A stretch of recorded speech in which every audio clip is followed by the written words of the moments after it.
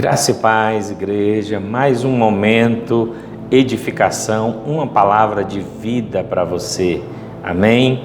Glória a Deus. Queridos, eu queria falar neste momento sobre ver para crer ou crer para ver.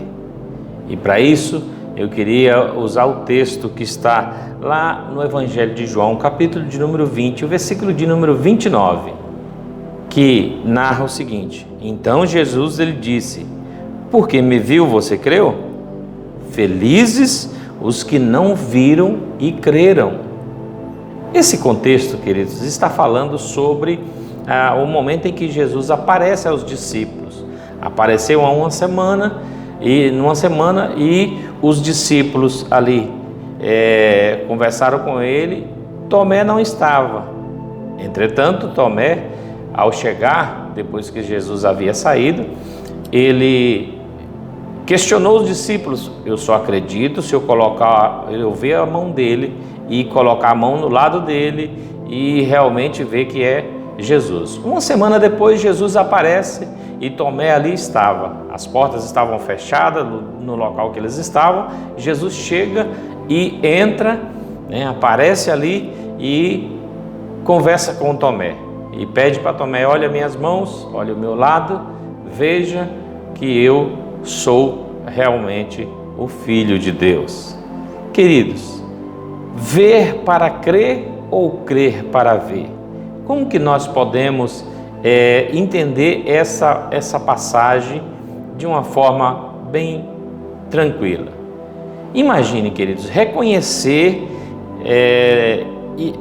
em um Salvador, ou seja, crer num Salvador condenado à crucificação como um dos criminosos da pior espécie, e a gente acreditar em tudo isso não é uma tarefa muito fácil.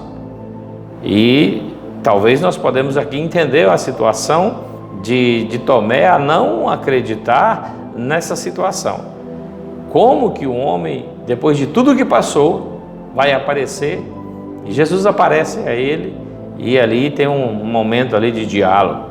Queridos, a fé precede qualquer evidência nas nossas vidas. A fé precede as evidências que o homem não consegue entender.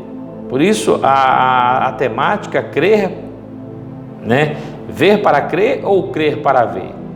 Essa é a situação em que o conflito que viveu Tomé.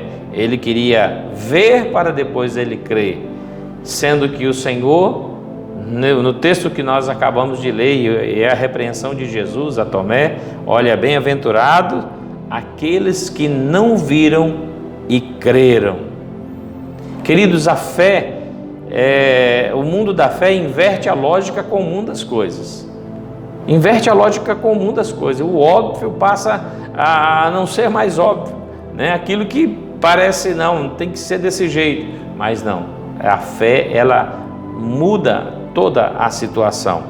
Se nós, queridos, tivéssemos visto um Jesus que tivesse descido da cruz, ou seja, cumprindo, satisfazendo a vontade ali dos sacerdotes, dos homens que ali estavam, de todo o povo judeu, se esse Jesus tivesse descido daquela cruz e destruído tudo, a pergunta que nós poderíamos fazer hoje seria: crer em quem? Quem que nós queria morrer pelos nossos pecados? Em quem que nós iríamos crer? Aquele que poderia ser, que fez um projeto evangelístico muito grande, desceu da cruz e venceu todos ali, Isso hipoteticamente. Se esse Jesus fez um grande ato evangelístico, mas na realidade, em quem nós iríamos crer? Essa é a pergunta, queridos. Nós cremos num Deus vivo. A fé nos leva a crer, então nós vamos ver. Foi o que Jesus disse a Marta quando ele ressuscitou Lázaro. Lembra? O texto diz o seguinte: Marta, se creres, verás a glória de Deus. Se creres, verás. A ação de ver está em crer. Crer é o primeiro passo. Então, crer para ver e não ver para crer. Queridos, o Senhor nos chamou para isso, para fazermos essa diferença. Andar em fé é muito mais do que vivermos aprisionados por uma situação. Então vamos crer, queridos, no projeto gracioso de Deus, nas bênçãos de Deus. Creia tão somente e você verá a glória de Deus em meio a todas as lutas e adversidades. O que Deus quer é fazer de você um vitorioso na presença dEle. Deus te abençoe, tá? Em nome de Jesus. E lembre sempre, creia e verás a glória do Eterno Pai. Deus abençoe.